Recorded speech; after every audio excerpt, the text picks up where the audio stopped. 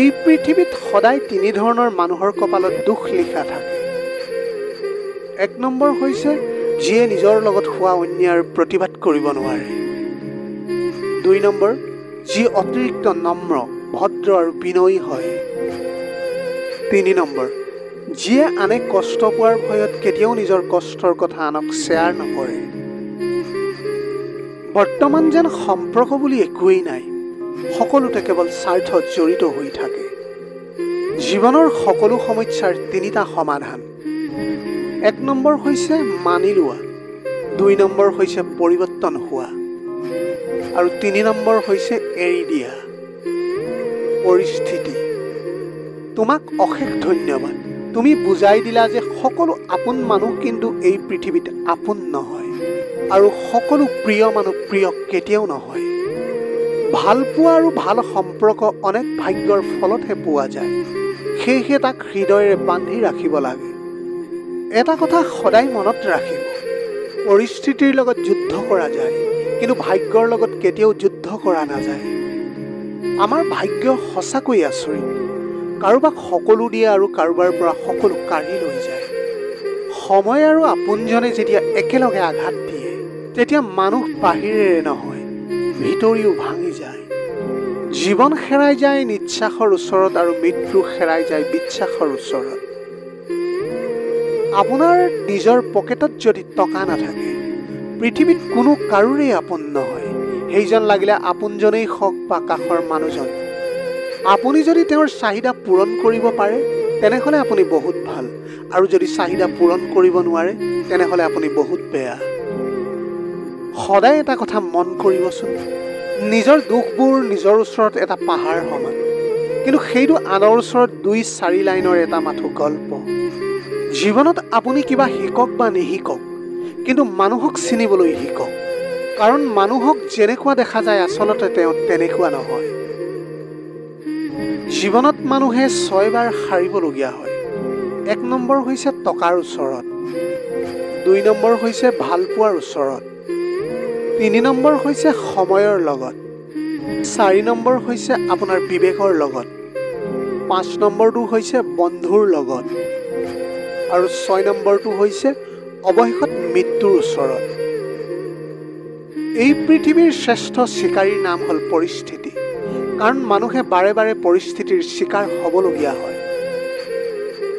যিয়ে আপোনাক কন্দুৱাই সি কিন্তু কান্দিবলগীয়াও হয়। এইটোৱেই হৈছে নিয়তিৰ বিচাৰ। মানুহে যেতিয়া প্ৰেমত পৰে, তেতিয়া 1000 বছৰ জীয়াই থাকিব বিচাৰে, আৰু যেতিয়া প্ৰেমত ব্যৰ্থ হয়, তেতিয়া প্ৰতি মুহূৰ্ততে মৃত্যু কামনা কৰে। হৃদয়তকৈ ডাঙৰ কাৰাগাৰ ক'তোৱেই নাই, য'ত আমি আমাৰ ইচ্ছাবোৰ সদায় বন্দী কৰি ৰাখিব পাৰোঁ। আমাৰ বিপদ সদায় কপাহেৰে ভৰা বেগটোৰ দৰে হয়। চাই থাকিলে গধুৰ যেন লাগিব, আৰু উঠাই ল'লে পাতল যেন লাগিব। খিচিৰি যদি বাচনত সিজোৱা হয়, তেন্তে বেমাৰ ভাল হয়, আৰু যদি সেই খিচিৰি মগজত সিজোৱা হয়, তেন্তে মানুহকে বেমাৰী বনাই দিয়ে। এটা কথা ভাবিলে আচৰিত লাগে, আমাৰ মৃত্যু বৰ আচৰিত বস্তু। এদিন মৰিবলৈকে গোটেই জীৱন জীয়াই থাকিবলগীয়া হয়।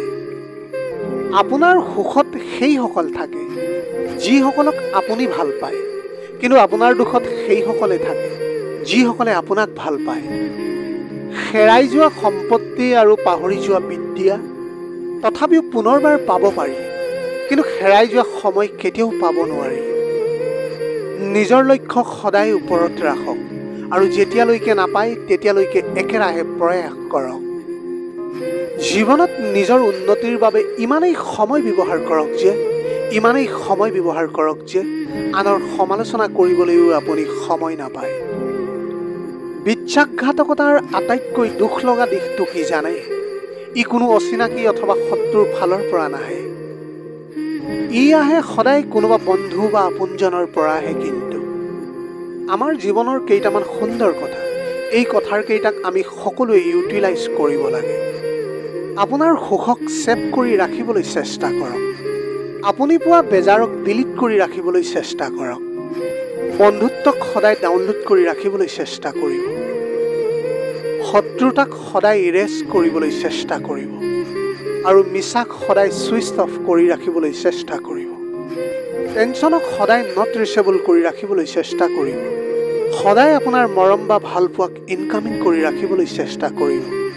আপুনি যদি কাৰোবাক ঘৃণা কৰে তেনেহ'লে তেওঁক আউটগ'য়িং কৰি ৰাখিবলৈ চেষ্টা কৰিব আৰু তেনেদৰে হাঁহিক সদায় ইনবক্সত ৰাখিবলৈ চেষ্টা কৰিবা আৰু তেনেদৰে আপোনাৰ চকুলোক আউটবক্সত ৰাখিবলৈ চেষ্টা কৰিব।